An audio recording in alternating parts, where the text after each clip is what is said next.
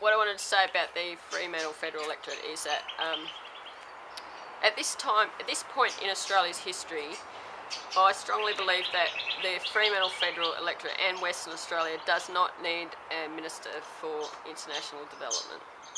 Now, Melissa Parker's had this seat for over 2 terms, and she is a human rights lawyer, and she's done nothing to stop all the injustice in our society, all the homelessness and all the suicide and all the people killed in the psychiatric facilities. She's never spoken out about that like I do, and the people killed in our prisons as well. She's a human rights lawyer, so it actually makes her more guilty, really, in a sense, because political accountability is to the citizens of your own nation first. Matthew Hansen has not talked about those issues either, and he'll just be gagged and controlled by Liberal. As proven, history has already proven that Liberal and Labor politicians are controlled and gagged. And they don't promote freedom of speech like I do, and everyone knows already that I won't be controlled and gagged, that I will speak freely, that I'll speak according to my conscience, that I'll speak on all sorts of issues freely, as I have already done, as I've already proven to have done. I did a lot of broadcasting on homelessness and people being killed under psychiatry and the horrific drugging going on. And some evil people had my West Oz Party videos, YouTube shut down. All that good work, they destroyed that. Well, they tried to destroy it, but they're not going to be successful because I kept all the video files and I'm going to upload them again when I get time to show people and the date of the work where I did that good work, the work with the homelessness and with the homeless people. And I've been fighting for their rights for a long time. And I've been fighting for the rights of victims of suicide and the psychiatry and the victims of people in the jails as well. The port just... You know, Liberal Labor politicians jailing all the poor people. 5,017 people, Colin Barnett and Michael Mission, have jailed in Western Australia since 2008, 5 years, for economic reasons. For nothing, for minor economic reasons. Well, they let murderers and rapists run around, but they're going to jail all the poor people. They're never going to get that money. They're wrecking their lives, and it's a waste of money to the cost of the taxpayer. So why are they doing it? It's just cruelty, absolute cruelty. They need to create jobs. Politicians have to create jobs for people. It's very lazy. You know, they have to create jobs and they're throwing all the poor people in jail. Just killing off all the poor people, rounding up the homeless people. Melissa Parker's a human rights lawyer. What has she done to stop all that? What has she ever done to speak out about that? She's been in the federal parliament for 2 terms. So she's just as guilty. And you can guarantee that Matthew Hansen is just going to be controlled and gagged and toe the party line. So I am the only one who's fighting for the rights of the citizens in our nation and their rights and freedoms and rights of communities. And Colin Barnett is going to destroy communities in Western Australia with his forced amalgamations from 30 councils to 12 super councils. Where homeowners, ratepayers will have even less rights. There's no rights for ratepayers under the Local Government Acts, and that's the problem. And I have an alternative vision for it. I have already outlined it for Commonwealth legislation to have Ratepayers Association Acts, for federal funding to go to Ratepayers Association. And I want to give them veto powers, the executive of a Ratepayers Association Act in every community across Australia, to give them veto powers to overturn decisions forced upon them by these super councils, or by councils in general.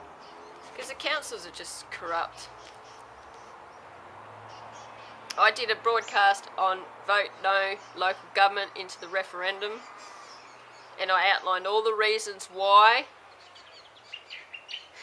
So Colin Barnett is going to destroy the Fremantle Port City. He's going to destroy local communities in the Fremantle federal electorate and in Western Australia. And the only person that is willing, the courage to speak out to stop it, is me. So the Fremantle federal electorate, I'm asking for your number one vote. I'm asking for your number one vote to fight for your rights and freedoms, to speak according to my conscience and to speak freely, and to speak freely about all sorts of issues, because I'm not going to be controlled and I'm not going to be gagged. And everybody knows now, because of what happened with Palmer's, that I won't. And I will fight for your rights and freedoms, and every single voter in the Fremantle federal electorate that comes to my office, I will do everything I can to help you resolve your issue, and I will continue to work with you until it's resolved. And I will furthermore take your side before I take any government office side. Because I know the government in Australia can be very cruel in destroying people's rights. So I promise the people, the constituents, the voters in the Fremantle federal electorate, if you come to my office, I will take your side. I'll do everything I can to help you. Unless you are engaging in some sort of criminal behaviour like murder or rape or torture or, you know, stealing or whatever. Obviously I'm going to be guided by my morality. So I will help you according to my morality. But I will help you, and I'll take your side and help you resolve your issue before I side with the government, unless it will breach my morality. So I'll be guided by my morality in that regard. Melissa Park won't do that for you. She'll be controlled by her party. She is controlled by her party. Matthew Hansen won't do that for you. They are controlled by their parties. They don't issue press releases, do they? They don't speak freely to the public on YouTube. And they've turned me away before. Melissa Park turned me away when I went to see her about education, to get funding for professional development for teachers for the national curriculum. No, wouldn't help me. Wouldn't even meet with me. Wouldn't even meet with me. It's disgusting. We don't need a Minister for International Development. We need me, who will fight for the rights and freedoms and interests of the citizens of our state and our nation and our electorate, and who will fight for the rights of local communities. That's what we need in this time in history. People who will fight, politicians who will fight for the rights of the people, of the citizen. Not for international purposes, but our own people. What is the point of having a Minister for International Development? It's all international to them, to Liberal and Labor politicians, because they're all globalists. You know, Kevin Rudd is a globalist. Tony Abbott is a globalist. Melissa Park is a globalist. She's a globalist. And she's totally left-wing atheist as well. And as a human rights lawyer, she's done nothing. Nothing to stop the injustice all this time, over all these years, and accountable for it building up. All the Liberal politicians are accountable in the state parliament, the federal parliament. They are accountable, and the Labor politicians are absolutely accountable for all the injustice in our society that has been going on and on and on and on, including her. And particularly as a human rights lawyer, she hasn't done anything for our own people. And they're all globalist. You know, Julia Gillard was a globalist. Well, she's going. Thank God. And then Tony Abbott is a globalist. Kevin Rudd is a globalist. Joe Hockey is a globalist. Albanese is full on in favour of local councils in the Constitution. So he's a left-wing atheist communist. That's what he is. Oh my God, that is a nightmare. Absolute nightmare. Would you trust him? Would you trust anyone like that? You can't trust Kevin Rudd. He's a globalist, isn't he? They are accountable for all the injustice. All of them. They are accountable for the injustice. Absolutely. There has to be accountability. There has to be justice. The Bible says, by justice, a leader or leaders give a nation stability. If there's no justice, they just continue in their corruption. So I ask the voters of the Fremantle federal electorate to give me your number one vote. To give me your number one vote. I don't care about preferences. I don't care where you put 2, 3, 4, 5, 6 in the ballot paper. I'm asking you for your number one vote. Teresa Van Lieshout, number one. based on the evidence that I'll fight for your rights and freedoms and for the rights of local communities and all the other issues I've been fighting for, to speak freely, to speak my mind and speak according to my conscience, and I won't be controlled.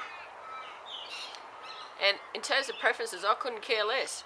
I'm asking for your number one vote, and then whoever you want to put 2, 3, 4, 5, 6 in the box, it's totally your choice. It's not for candidates and political parties to dictate. I don't agree with how to vote cards. I don't agree with how to vote cards. They're coercion. I'm asking for your number one vote, and I'm asking you to put 2, 3, 4, 5, 6 in the remaining boxes. As long as you number all the boxes, the remaining boxes, your vote will be formal. It'll be valid. You can number those boxes 2, 3, 4, 5, 6 according to your choice. It's your vote, your choice, your decision. It's no one's business, really. So I'm never going to tell you who to put 2, 3, 4, 5, 6. But I'm asking you to put me number one. I'm asking you to put me number one based on what I've said and my commitment to you. Well, if you want to call me directly, any voters in the Fremantle Federal Electorate, you want to call me directly on the phone, or come and drop into my home and visit me and have a cup of tea, or I'll come and visit you at your organisation or your family or whatever to have a cup of tea and just have a talk, have a chat with me, meet me personally. You know, there's people on the internet who've started websites and blogs. One man made all this commentary about me. He's been taking photos of my front fence and using my YouTube broadcasting and putting it on his site and stuff. I've never even met him. He's been taking photos of my front fence. Called me fascinating and eccentric. I don't think I'm eccentric. I'm creative. I'm pretty fascinating, but I'm not.